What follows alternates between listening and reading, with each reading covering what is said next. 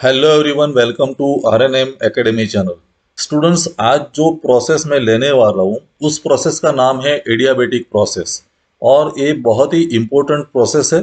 इस प्रोसेस के आधार पर अगर आप जीटीयू की एग्जामिनेशन के क्वेश्चन पेपर देखेंगे तो एटलीस्ट एक या दो क्वेश्चंस मिल जाएंगे। तो इम्पोर्टेंट क्वेश्चंस भी इसमें इंक्लूडेड है और एंड में एक मैंने प्रॉब्लम भी लिया है एडियाबेटिक प्रोसेस के आधार पर। तो चलो शुरुआत करते हैं एडियाबेटिक प्रोसेस। तो एडियाबेटिक प्रोसेस के थियोरेटिकल पॉइंट्स मैंने यहाँ लिखे हैं और हर एक पॉइंट को मैं डिटेल में आपको एक्सप्लेन करने जा रहा हूँ। तो बिना स्किप किए हुए ये वीडियो को एंड तक जरूर देखें। तो पहला पॉइंट है, एडियाबेटिक प्रोसेस किसको कहेंगे? तो there is no heat transfer to और from the system. Adiabatic process में हीट ट्रांसफर होती नहीं है। अगर आप सिस्टम और सराउंडिंग की बात करें तो सिस्टम में से सराउंडिंग में या सराउंडिंग में से सिस्टम में हीट की जो फ्लो है, हीट ट्रांसफर नहीं होता है। तो there is no heat transfer, ये बात हमें याद रखनी है। There is no heat transfer to और फ्रॉम द सिस्टम। सिस्टम में से बाहर या बाहर से सिस्टम के अंदर हीट का फ्लो होता नहीं है। Second point, hence work is done at the cost of its own internal energy, at the cost of its own internal energy। देखो, हम कुछ हीट सप्लाई नहीं करते हैं तो हीट का कन्वर्जन वर्क में होने वाला तो नहीं है। अगर वर्क होता है तो वो वर्क कहाँ से होगा? इंटरनल एनर्जी जो समाविष्ट है सिस्टम में, उस इंटरनल एनर्जी का एक्सपेंडिचर होगा और वर्क डन होगा। So work is done at the cost of its own internal energy. कहने का मतलब, अगर वर्क होता है तो इंटरनल एनर्जी कंज्यूम होगी। अगर बाहर से हम वर्क दे रहे हैं, समझोगी, तो बाहर से वर्क दे रहे हैं मीन्स एनर्जी का इंक्रीज होना है, इंटरनल एनर्जी बढ़ने वाली है। अगर वर्क अंदर से होगा तो इंटरनल एनर्जी का कंजप्शन होगा। Means expansion means work is done by the system. हम कोई भी प्रोसेस, अगर एक्सपांसन प्रोसेस है तो हम हमेशा याद रखेंगे work is done by the system. ये पॉजिटिव वर्क है। कोई भी एक्सपांसन होता है पॉइंट वन से पॉइंट टू तक, तो एक्सपांसन प्रोसेस में वर्क प्रोड्यूस्ड होता है और वर्क प्रोड्यूस होगा तो यहाँ तो इंटरनल एनर्जी का कंजप्शन होगा और इंटरनल एनर्जी का कंजप्शन होगा तो अल्टीमेटली टेम्परेचर रिड्यूस होने वाला है, टेम्परेचर डिक्रीज होगा। ऑपोजिट, अगर कॉम्प्रेशन होता है तो उसको हम वर्क सप्लाई करने का मानेंगे। Compression means work is done on the system. इसीलिए कोई भी कॉम्प्रेसर है तो पावर कंजप्शन होता है। लाइक एयर कंडीशनर है तो एयर कंडीशनर में कॉम्प्रेसर है तो एयर कंडीशनर चलाने के लिए पावर का कंजप्शन होने वाला है, पावर सप्लाई देना पड़ेगा, वर्क इज कंज्यूम्ड। तो work is done on the system means temperature increases. आप बाहर से वर्क दे रहे हैं, वो वर्क एडियाबेटिक प्रोसेस है तो हीट फ्लो तो होने वाला नहीं है, तो अंदर की जो इंटरनल एनर्जी है वो बढ़ने वाली है और इंटरनल एनर्जी बढ़े ना बढ़े लेकिन टेम्परेचर इंक्रीज होने वाला है। जैसे यहाँ टेम्परेचर रिडक्शन होगा वैसे यहाँ टेम्परेचर इंक्रीज होने वाला है। तो ये दोनों का डिफरेंस समझ लीजिए, एक्सपांसन है तो टेम्परेचर रिडक्शन होगा, कॉम्प्रेशन है तो टेम्परेचर इंक्रीज होगा। और एक और point, reversible adiabatic process is known as isentropic process. Reversible adiabatic process, जो पाथ से प्रोसेस हुई है उसी पाथ से अगर वापस जाती है ओरिजिनल पॉइंट पर तो उसको हम रिवर्सिबल एडियाबेटिक प्रोसेस कहेंगे और उस प्रोसेस का दूसरा नाम है आइसेंट्रोपिक प्रोसेस। तो इतने पॉइंट्स एडियाबेटिक प्रोसेस में थ्योरी पार्ट के लिए हम याद रखने वाले हैं। नेक्स्ट पॉइंट, तो नेक्स्ट स्लाइड पर जाते हैं। ये बहुत ही इंपॉर्टेंट क्वेश्चंस जीटीयू की एग्जामिनेशन में बार बार पूछा गया है और क्वेश्चन ये है, derive the law of adiabatic process that is PV raise to gamma is equal to C. हमें ये इक्वेशन डिराइव करना है, P V raise to gamma is equal to constant. तो कैसे डिराइव करेंगे? शुरुआत करते हैं फर्स्ट लॉ से। First law of thermodynamics is written in differential form. First law को हम लिख सकते हैं डिफरेंशियल फॉर्म में, dq is equal to du plus dw। Generalise form था first of thermodynamics, q is equal to u plus w, तो dq is equal to du plus dw। लेकिन adiabatic process की बात है तो dq तो zero है, हीट ट्रांसफर है ही नहीं, तो हम क्या लिख सकते हैं? du plus dw is equal to zero, क्योंकि ये लेफ्ट पार्ट इज जीरो तो D U plus D W is equal to 0। और डी यू तो हम पता है, डी यू मीन्स हम क्या लिख सकते हैं, M C V D T, D T capital है, M C V D T. और डी डब्ल्यू के लिए मैं लिख सकता हूं P into D V is equal to 0। तो M C V D T is equal to, ये जो टर्म है उसको मैंने राइट साइड ले लिया तो माइनस पी डी वी, और इस पर से मैंने सिर्फ डी टी को लेफ्ट साइड रखा, कैपिटल टी है, D T is equal to minus P D V divided by M C V. और ये डी टी का जो पहला फॉर्म मिला उसको हम कहेंगे इक्वेशन 1। आई होप ये बात आपको समझ में आई होगी। तो ये हम याद रखेंगे, डी टी के फॉर्म में मैंने पहला इक्वेशन रिप्रेजेंट किया। अगली स्लाइड पर जाते हैं। Now characteristic gas equation can be written as PV is equal to M R T. हमें पता है कि PV is equal to M R T, और ये इक्वेशन को हम अगर डिफरेंशिएशन करते हैं, डिफरेंशिएटिंग अबोव इक्वेशन, हम क्या लिख सकते हैं, पीवी दोनों वेरिएबल टर्म है तो पी को कांस्टेंट रखा, वी का डिफरेंशिएशन डीवी, प्लस वी को कांस्टेंट रखा, पी का डिफरेंशिएशन डीपी। तो टर्म कैसे हुआ, P into DV plus V into DP is equal to, यहाँ एम तो कांस्टेंट है, आर भी कांस्टेंट है, और टी का डिफरेंशिएशन डी टी। तो ये इक्वेशन राइट साइड हुआ एम आर डी टी। अभी ये जो दूसरा इक्वेशन हमारा बना उसमें भी मैं डी टी को लेफ्ट साइड रखता हूं, तो हम यहाँ क्या लिख सकते हैं, P D V plus V D P divided by M R. Easy equation है, P D V plus V D P, और एम आर को मैंने लेफ्ट साइड ले लिया तो डिवाइडेड बाय एम आर। तो ये डी टी का दूसरा फॉर्म मिला जिसको हम कहेंगे इक्वेशन 2। दोनों इक्वेशन में हमने डी टी का फॉर्म फाइंड किया, और डी टी के दोनों फॉर्म को अगर कंपेयर करते हैं, मीन्स इक्वेटिंग इक्वेशन 1 एंड 2, हम क्या लिख सकते हैं, पहले इक्वेशन में क्या था, minus P D V divided by M C V, दूसरा equation P D V plus V D P divided by M R. और इस इक्वेशन को फिर लिखते हैं तो minus P D V upon M C V is equal to P D V plus V D P M, लेकिन R की जगह मैं लिख सकता हूं C P minus C V. Capital R means सी P minus C V, specific heat का difference वो R है। तो ऐसा इक्वेशन मिलता है। ये इक्वेशन को हम आगे बढ़ाते हैं, पहले मैं रिमूव कर दूं हाईलाइट, आगे बढ़ाते हैं अगली स्लाइड में। तो देखिए C P minus C V divided by C V, ये जो C V, C P minus C V को मैंने लेफ्ट साइड ले लिया, तो यहाँ सी वी तो डिनोमिनेटर में था ही, लेकिन ये न्यूमरेटर में आ गया, और यहाँ न्यूमरेटर और डिनोमिनेटर वाला बाकी का पार्ट ये साइड ट्रांसफर किया राइट साइड। तो इक्वेशन ऐसे बनेगा, C P minus C V divided by C V is equal to minus P D V plus V D P divided by P D V. अभी दोनों side denominator में जो है उसको हम सेपरेट कर देते हैं हर एक टर्म के लिए, तो C P upon C V होगा।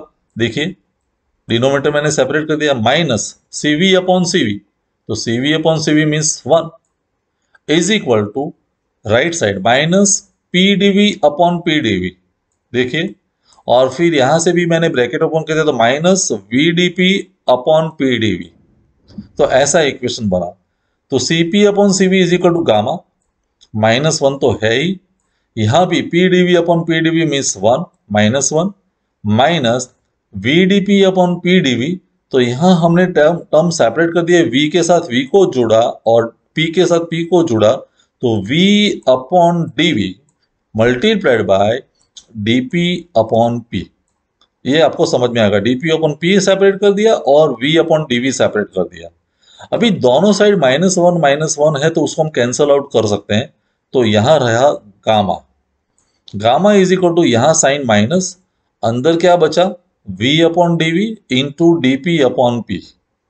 तो गामा इंटू, देखो गामा और ये v अपॉन डी वी वाला जो टर्म है उसको मैं लेफ्ट साइड ले जाता हूं तो इन्वर्टेड हो जाएगा, तो gamma into D V upon V is equal to यहां sign minus D P upon P, और इस पर से ये माइनस वाला साइन जो टर्म है राइट साइड उसको भी मैं लेफ्ट साइड शिफ्ट करता हूं, तो gamma into D V upon V plus D P upon P is equal to 0।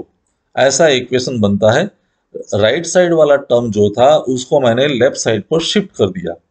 अभी इस टर्म को या ये इक्वेशन को फिर आगे बढ़ाते हैं after removing this highlighted terms. तो ऐसा टर्म हमें मिला था gamma into D V upon V plus D P upon P is equal to zero. इसी इक्वेशन को हम इंटीग्रेट करते हैं, इंटीग्रेटिंग बोथ साइड्स।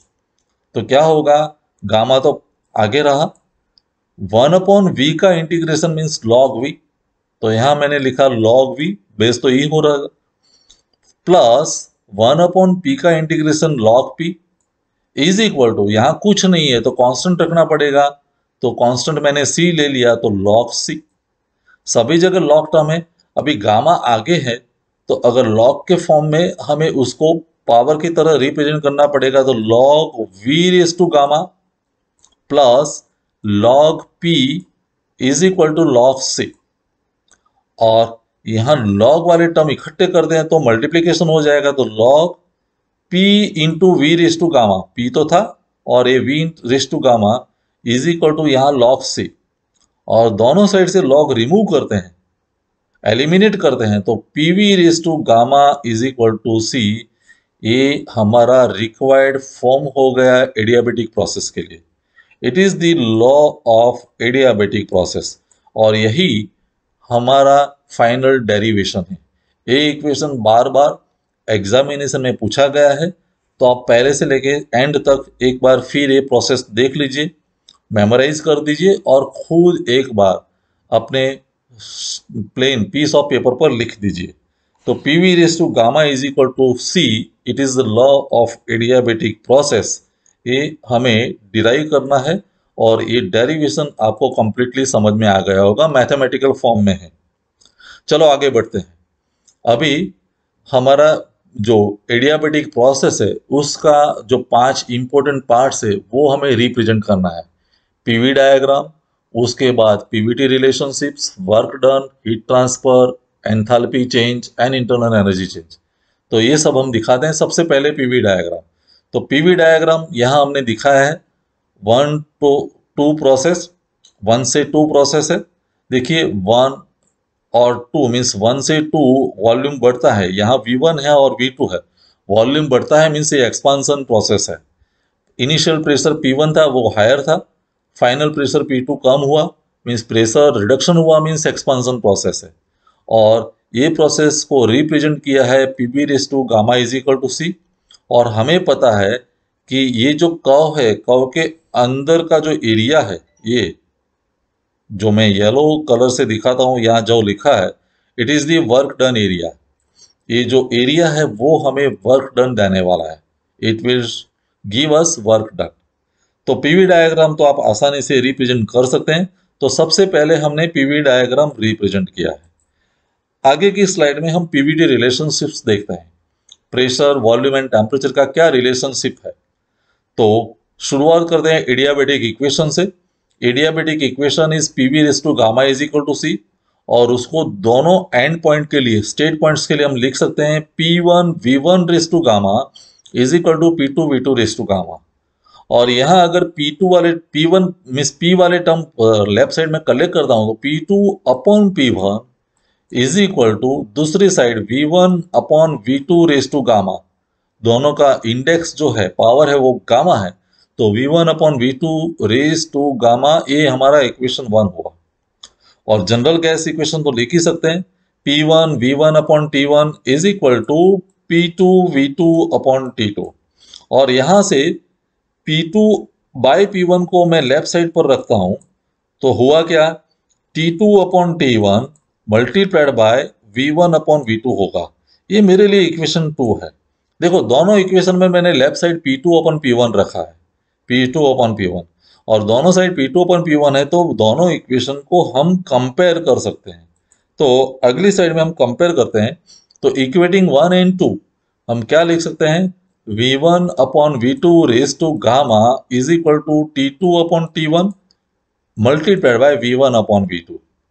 और T2 अपॉन T1 को मैं एक साइड रखता हूं, तो यहाँ क्या होगा, V1 upon V2 raise to gamma multiplied by V1 upon V2 वो दूसरी साइड हो जाएगा तो V2 बाई V1 होगा या simply V1 upon V2 raise to -1, क्योंकि दूसरी साइड जाएगा तो डिनोमिनेटर में आएगा, रेसिप्रोकल होगा, और रेसिप्रोकल है तो V1 upon V2 raise to -1, क्योंकि -1 पावर होगा। कहने का मतलब T2 upon T1 is equal to V1 upon V2, जो बेस है, बेस के लिए जो पावर है उसका एडिशन होगा, तो गामा -1 हो जाएगा। दोनों पावर इकट्ठे करते हैं, बेस सेम है, तो V1 upon V2 raise to gamma -1। तो ये जो इक्वेशन मिला वो हमारे लिए इक्वेशन 3 है, जो टेम्परेचर और वॉल्यूम का रिलेशनशिप दिखाता है। T2 by T1 is equal to V1 upon V2 raise to gamma -1। ये टेम्परेचर और वॉल्यूम का रिलेशनशिप है एडियाबेटिक प्रोसेस के लिए। वैसे ही हम टेम्परेचर और प्रेशर का रिलेशनशिप भी एस्टैब्लिश कर सकते हैं। कैसे? तो फ्रॉम इक्वेशन 1 हम क्या लिख सकते हैं, V1 upon V2 is equal to P2 upon P1 raise to 1 upon gamma. क्योंकि ये गामा जो लेफ्ट साइड था उसको मैं राइट साइड शिफ्ट करता हूं तो बेस चेंज होगा, तो बेस के लिए जो पावर था उसका रेसिप्रोकल पावर लिखेंगे हम। Inserting this equation into second का इक्वेशन जो था, सेकंड नंबर का इक्वेशन, ये P2 upon P1 is equal to T2 upon T1 into V1 upon V2, उसमें जब हम लिखते हैं तो P2 upon P1 is equal to T2 upon T1 into P2 upon P1 raise to 1 upon gamma. और इस equation को जब हम आगे बढ़ाते हैं तो देखिए T2 upon T1, left side तो वहीं था, is equal to P2 upon P1 into P2 upon P1 raise to -1 upon gamma. इसको भी शिफ्ट किया तो माइनस साइन लगेगी। तो कहने का मतलब T2 upon T1 is equal to P2 upon P1 तो बेज है, तो दोनों का जो पावर है इंडेक्स उसका एडिशन होगा। P2 अपॉन P1 का पावर क्या होगा, 1, कुछ नहीं है तो हम 1 मान सकते हैं, तो 1 -1 अपॉन गामा। और इसको अगर एलसीएम लेते हैं तो T2 upon T1 is equal to P2 upon P1 raise to, देखो यहाँ गामा तो डिनोमिनेटर में रहेगा, गामा -1, तो एलसीएम लेके हम यहाँ फाइनल फॉर्म लिख सकते हैं गामा -1 अपॉन गामा। ये बहुत ही इंपॉर्टेंट इक्वेशन है। T2 upon T1 is equal to P2 by P1 raise to gamma -1 upon gamma. ये इंपॉर्टेंट रिलेशनशिप है प्रेशर और टेम्परेचर के बीच एडियाबेटिक प्रोसेस के लिए, तो ये फॉर्म भी हम याद रखेंगे। तो ये दूसरा पार्ट था पीवीटी रिलेशनशिप, थोड़ा लेंथी था लेकिन आपको याद रखना जरूरी है। अभी नेक्स्ट कंपोनेंट है वर्क डन। एडियाबेटिक प्रोसेस में वर्क डन का इक्वेशन कैसे मिलेगा, ये भी एक शॉर्ट क्वेश्चन में पूछा जा सकता है। तो वर्क डन का इक्वेशन हम लिखेंगे W is equal to integration of 1 to 2 PdV। लेकिन फॉर एडियाबेटिक प्रोसेस हम मानते हैं PV raise to gamma is equal to P1 V1 raise to gamma. वैसे P2 V2 raise to gamma भी हम लिख सकते हैं, लेकिन ये दोनों पार्ट कंपेयर करते हैं तो P को मैंने लेफ्ट साइड रखा, P1 V1 raise to gamma divided by V raise to gamma, ऐसा हम लिखेंगे। और ये जो P की वैल्यू आई वो हमारा जो वर्क डन का इक्वेशन था बेसिक, वहां रखने वाले हैं। तो अगली साइड में हम ये वैल्यू इंसर्ट करते हैं तो कैसा रिलेशनशिप मिलेगा, W is equal to integration from 1 to 2, P की जगह हमने क्या लिखा, P1 V1 raise to gamma V raise to gamma into DV। तो P1 V1 raise to gamma तो कांस्टेंट है, integration from 1 to 2 V raise to gamma means V raise to minus gamma, अगर numerator में लिखना है तो V raise to minus gamma into DV। तो P1 V1 raise to gamma in the bracket, यहाँ integration कर दें तो एक पावर ऐड होगा, तो V रेस टू गामा +1, और उतना ही पावर नीचे डिनोमिनेटर में लिखा जाएगा तो माइनस गामा +1, और उसका इंटीग्रेशन 1 से 2 तक। कहने का मतलब P1 V1 raise to gamma तो बाहर था ही, अंदर जब पहले 2 वाला पार्ट लिखते तो V की जगह V2 raise to gamma -1 means 1 minus gamma, ultimately same है, minus V1 raise to 1 minus gamma, नीचे भी 1 माइनस गामा। और ये पार्ट को दोनों के साथ सेपरेट करते हैं तो देखो कैसे होगा, P1 V1 raise to gamma into V2 raise to 1 minus gamma, bracket open कर दिया, minus P1 V1 raise to gamma into V1 raise to 1 minus gamma divided by 1 minus gamma. तो यहां तक हमारा इक्वेशन डिराइव होके आया। आगे सोचते हैं तो W इज इक्वल टू, देखो जहां मैंने P1 V1 raise to gamma लिखा था उसकी जगह मैं P2 V2 raise to gamma भी लिख सकता हूं, क्योंकि एडियाबेटिक प्रोसेस के लिए सेम है। P1 V1 raise to gamma is equal to P2 V2 raise to gamma. तो P1 V1 की जगह मैं P2 V2 लिखता हूं। तो हुआ क्या, P2 V2 raise to gamma into V2 raise to 1 minus gamma minus P1 V1 raise to gamma into V1 raise to 1 minus gamma divided by 1 minus gamma. तो यहाँ P2 तो रहा, लेकिन V2 का पावर एडिशन हुआ तो gamma plus 1 minus gamma. वैसे यहाँ हुआ P1 V1 raise to gamma plus 1 minus gamma. तो गामा गामा कैंसल, 1 रहा, 1 तो हम लिखते नहीं है, तो P2 V2 minus P1 V1 divided by 1 minus gamma. तो ये हमारा जनरलाइज इक्वेशन मिला। और कैसी प्रोसेस है उसके अनुसार हम इक्वेशन यूज कर सकते हैं। अगर एक्सपेंशन प्रोसेस है तो हम पहले लिखेंगे P1 V1, बाद में minus P2 V2 gamma minus 1। और अगर कॉम्प्रेशन प्रोसेस है तो वही equation P2 V2 minus P1 V1 gamma minus 1। क्यों एक्सपेंशन के P1 V1 पहले लिखते हैं? हमें पता है कि एक्सपेंशन प्रोसेस के लिए इनिशियल प्रेशर ज्यादा है P1, तो ज्यादा प्रेशर वाला टर्म पहले लिखना होता है, सबस्टेशन पॉजिटिव आए तो P1 V1 minus P2 V2 लिखना पड़ेगा। अगर कॉम्प्रेशन प्रोसेस है तो इनिशियल प्रेशर कम है लेकिन फाइनल प्रेशर ज्यादा है, तो फाइनल प्रेशर वाला टर्म पहले आएगा P2 V2 minus P1 V1 divided by gamma minus 1। तो ये दोनों इक्वेशन को रिक्वायरमेंट के अनुसार हम यूज करेंगे। और इसी इक्वेशन को हम टेम्परेचर के फॉर्म में भी लिख सकते हैं, P1 V1 is equal to MR T1। तो हम कैसे लिख सकते हैं, MR ब्रैकेट में T1 minus T2 divided by gamma minus 1 expansion process के लिए, और कॉम्प्रेशन के लिए MR in the bracket T2 minus T1 gamma minus 1 compression process के लिए। तो ये सभी फॉर्म इक्वेशन के हम याद रखेंगे, लेकिन याद रखेंगे समझ के, अंडरस्टैंडिंग के साथ। और इसीलिए ये सभी इक्वेशंस को आपको बार बार लिखने की मेरी एडवाइस है, लिख के ये सभी फॉर्म्स आप याद रखें। आगे का पार्ट, थर्ड पार्ट जो है component, change in internal energy. Change in internal energy delta U is equal to U2 minus U1 is equal to, हमारा बेसिक इक्वेशन था वह सेम रहेगा, mCV in the bracket T2 minus T1। Heat transfer की बात है तो heat transfer तो कुछ होता ही नहीं है, तो Q इज इक्वल टू 0।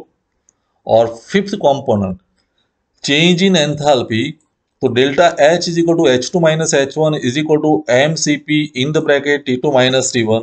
हमें पता है कि इंटरनल एनर्जी और एंथैल्पी वाला इक्वेशन में कोई बदलाव नहीं है और हीट ट्रांसफर 0 होने वाला है। तो ये सभी कंपोनेंट्स एडियाबेटिक प्रोसेस के लिए हमने दिखाया है। अभी स्टूडेंट्स, इस एडियाबेटिक प्रोसेस के इक्वेशंस के आधार पर मैंने एक GTU एग्जामिनेशन 2019 का क्वेश्चन लिया है। क्वेश्चन हमें दिया है डायरेक्ट, मैंने वो क्वेश्चन पेपर में से रखा है यहाँ। 1 kg gas is compressed adiabatically, देखो वर्ड है एडियाबेटिकली, मास कितना है 1 kg, by following the law PV raise to gamma is equal to C from initial temperature of 290 kelvin. Initial temperature means T1 है, the initial pressure of gas is 1 bar means P1 है, the initial and final volume of gas are 0.50 meter cube and 0.05 meter cube means initial volume V1 है, final volume V2 है। आप volume पर से भी पता लगा सकते हैं कि इनिशियल वॉल्यूम ज़्यादा है, फाइनल वॉल्यूम कम हुआ मीन्स कॉम्प्रेशन हुआ, और कॉम्प्रेशन प्रोसेस है तो हमें वर्क सप्लाई करना पड़ेगा। तो देखते हैं, find the final temperature and pressure of the gas, take gamma is equal to 1.4। ये 3 मार्क्स का क्वेश्चन हमें दिया गया है और उसका सॉल्यूशन हम कैसे निकालते हैं देखिए। सबसे पहले मैंने पीवी डायग्राम दिखा दिया, और ये पीवी डायग्राम में जो प्रोसेस 1 से 2 दिखाई है वो कॉम्प्रेशन प्रोसेस है, क्योंकि इनिशियल वॉल्यूम ज्यादा है फाइनल वॉल्यूम कम है, तो एरो इस तरह से आएगा 1 से 2 means pressure is increase from P1 to P2 compression process. अगर एक्सपांसन होता तो एरो रिवर्स साइड में होगा, तो PV raise to gamma is equal to C, ये V1 है, ये V2 है, एक प्रेशर P2 है और एक प्रेशर P1 है। डेटा गिवन मैंने लिख दिया, मास 1 kg, वो पहले भी मैंने ऑलरेडी बता दिया है, T1 290 केल्विन, प्रेशर P1 है वो 1 इंटू 10⁵ पास्कल, V1 है 0.5, V2 है 0.05, गामा हमें दिया है 1.4। हमें फाइंड करना है T2 एंड P2, T2 कितना होगा और फाइनल प्रेशर P2 कितना होगा। तो देखते हैं अगली स्लाइड में उसका सॉल्यूशन। फाइनल टेम्परेचर के लिए हम ये रिलेशनशिप लिखेंगे, T2 upon T1 is equal to V1 upon V2 raise to gamma -1। ये V1 T और V का रिलेशनशिप मैंने इसलिए रखा है कि हमारे पास इनिशियल वॉल्यूम और फाइनल वॉल्यूम है, इनिशियल टेम्परेचर भी है, तो फाइनल टेम्परेचर फाइंड कर सकते हैं easily. T2 is equal to T1 multiplied by V1 upon V2 raise to gamma -1, और सभी वैल्यूज हमने इंसर्ट कर दी। T1 है 290, V1 है 0.5, V2 है 0.05, गामा है 1.4 और -1। तो कैलकुलेटर से जब कैलकुलेट करेंगे तो आंसर मिलेगा 728.44 केल्विन। देखिए, इनिशियल टेम्परेचर के सापेक्ष में फाइनल टेम्परेचर में बढ़ोतरी हुई, मीन्स हीट ट्रांसफर तो है नहीं, आप वर्क दे रहे हैं तो अल्टीमेटली टेम्परेचर बढ़ता है, तो final temperature is higher than initial temperature. अभी दूसरा term final pressure. Final pressure के लिए हम इक्वेशन एस्टैब्लिश करते हैं, P1 V1 raise to gamma is equal to P2 V2 raise to gamma, क्योंकि हमारे पास P1 P2 भी है, सॉरी V1 V2 है, P1 है तो P2 फाइंड कर सकते हैं, तो P2 is equal to P1 into V1 upon V2 raise to gamma. Initial pressure तो 1 बार है, initial volume 0.5, final volume 0.05, gamma 1.4, और आप कैलकुलेट करते हो डायरेक्ट आंसर हमें मिलेगा बार में, तो 25.11 बार इज फाइनल प्रेशर। देखो, इनिशियल प्रेशर 1 बार था, फाइनल प्रेशर बढ़ा मीन्स कॉम्प्रेशन प्रोसेस हुआ, फाइनल प्रेशर 25 बार तक पहुंचा, तो फाइनल प्रेशर भी बढ़ता है, फाइनल टेम्परेचर भी बढ़ता है, लेकिन हीट ट्रांसफर 0 है। तो इस तरह से हम एडियाबेटिक प्रोसेस के प्रॉब्लम कैलकुलेट कर सकते हैं। स्टूडेंट्स, मुझे लगता है कि ये सभी थ्योरी और प्रॉब्लम का कैलकुलेशन और सॉल्यूशन, ये सभी बातें आपको समझ में आई होगी। अगले वीडियो में कोई एक नई प्रोसेस जो बाकी बची है, आइसेंट्रोपिक प्रोसेस, उसके साथ मिलेंगे। Thank you for watching, thank you very much. Video थोड़ा लंबा जरूर है, लेकिन एक एक पार्ट मैंने डिटेल में एक्सप्लेन किया है, तो सही ढंग से समझ लीजिए, स्क्रीनशॉट करके खुद आप इसका सॉल्यूशन निकालेंगे राइटिंग प्रैक्टिस के बाद, तो कोई प्रोसेस आपको डिफिकल्ट नहीं लगने वाली है। मिलते हैं अगले वीडियो में, थैंक यू वेरी मच। अगर आपको ये वीडियो पसंद आया है और आप मेरी चैनल पर नए हैं तो प्लीज मेरे चैनल को लाइक कीजिए, शेयर कीजिए और सब्सक्राइब जरूर कीजिए। Thank you very much.